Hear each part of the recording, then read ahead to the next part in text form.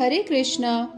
आप सबका मेरे इस आध्यात्मिक अंजू चैनल में स्वागत है। आज के इस वीडियो में हम सफला एकादशी के बारे में बात करेंगे।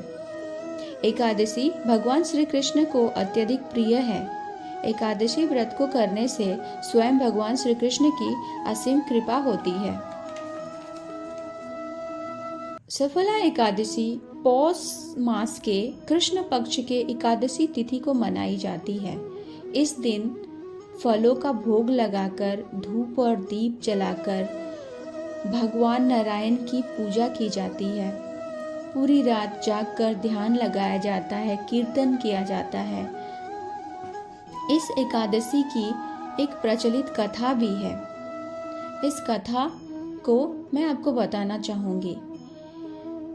एक चंपावती नामक विशाल राज्य था, जिसके राजा महिष्मता थे।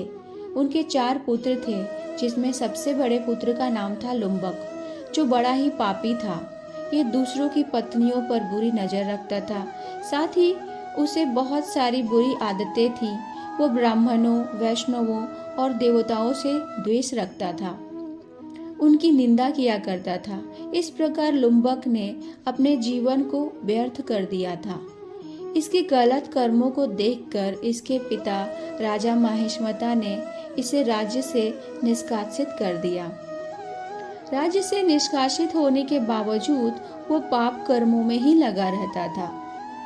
एक बार जब सफला एकादशी का दिन आया तो उसके एक दिन पूर्व रात को लुम्बक ठंड से कांप रहा था। वो सो भी नहीं पा रहा था।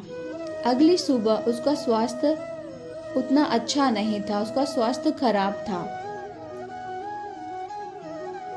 वो उसके स्वास्थ्य खराब होने की वजह से उसमें इतनी भी शक्ति नहीं थी कि वो जंगल जाकर अपने लिए कुछ भोजन की व्यवस्था कर सके।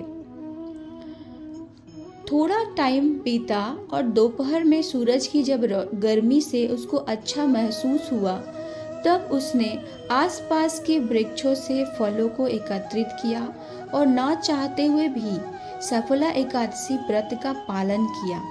वह उन फलों को श्री हरि को आह्वान करके उनको समर्पित किया, फिर खुद ग्रहण किया, जिससे श्री हरि प्रसन्न हुए।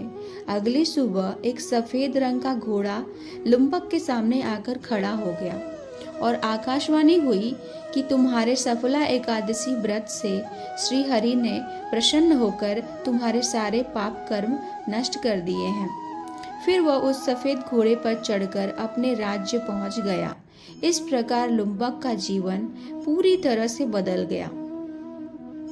उसने राज्य को भी संभाला, साथ ही भगवान श्री कृष्ण के बहुत बड़े भक्त बन गए। इस प्रकार इस कथा से हम ये सीख लेते हैं कि लुम्बक द्वारा अनजाने में भी की गई सफला एकादशी से उसका जीवन बदल गया।